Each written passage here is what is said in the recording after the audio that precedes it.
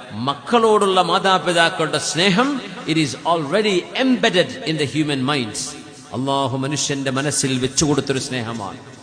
സ്നേഹിക്കണ്ടെന്ന് പറഞ്ഞാൽ ഉമ്മയും ബാപ്പയും സ്നേഹിക്കും മക്കളെ, പക്ഷെ മക്കൾ തിരിച്ചു കൊടുക്കുന്നത് ഇബാദത്താണ്. അത് മക്കൾ ഡെലിബറേറ്റ്ലി ചെയ്യുന്ന പണിയാണ്. ഉമ്മാക്കും ബാപ്പാക്കും മക്കളെ സ്നേഹിക്കാൻ പണിയില്ല. എന്തേ? അവരെ സ്നേഹിച്ചിരിക്കും, അങ്ങനെയാണ്. നേരെമറിച്ച് തിരിച്ചാ സ്നേഹം മാതാപിതാക്കൾക്ക് കൊടുക്കുന്നത് ഇബാദത്താണ്. അത് മക്കൾ ചെയ്യണം. അതൊരു പക്ഷേ ജന്മനാ നിങ്ങൾക്ക് കിട്ടണമെന്നില്ല. അതുകൊണ്ട് ഖുർആൻ മക്കളോട് മാതാപിതാക്കളെ സ്നേഹിക്കണം എന്ന് പറഞ്ഞു. എന്തു പറഞ്ഞില്ല? മാതാപിതാക്കളോട് പറഞ്ഞിട്ടില്ല മക്കളെ സ്നേഹിക്കാൻ. അത് പറഞ്ഞാലും ഇല്ലെങ്കിലും അവർ സ്നേഹിക്കുന്ന ഉറപ്പാണ്. സുബ്ഹാനല്ലാഹ്. ഉമർ ഇബ്നു അബ്ദുൽ അസീസ് തങ്ങൾ പറഞ്ഞു, മോനെ മാസിൽതു മസ്റൂറൻ ബിക, നിന്നെ എനിക്ക് ഇഷ്ടമായിരുന്നു മോനെ, മുൻദു വഹബകല്ലാഹു ലീ, എനിക്ക് അല്ലാഹു നിന്നെ തന്നേടം മുതൽ. മക്കളില്ലാത്തവർക്ക് റബ്ബേ കൺകുളിർമയുള്ള മക്കളെ കൊടുക്കണേ അല്ലാ.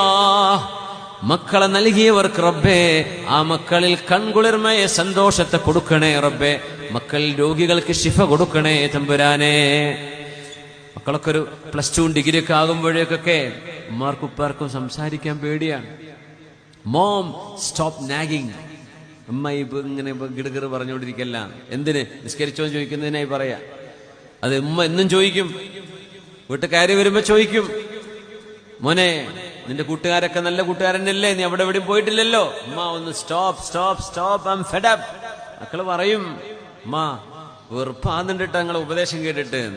10, 12, 13 വയസ്സായി തുടങ്ങുമ്പോ ഉപദേശങ്ങളൊക്കെ ഉറപ്പായി തുടങ്ങും. അതുകൊണ്ടാണ് മഹാനായ അലി ഇബ്നു അബീ ത്വാലിബ് തങ്ങൾ പറഞ്ഞത്, നിങ്ങളെ മക്കളെ നന്നാവണമെന്ന് ആഗ്രഹമുണ്ടോ 7 വയസ്സ് 14 വയസ്സിനിടയിൽ നന്നാക്കിയാൽ കിട്ടും.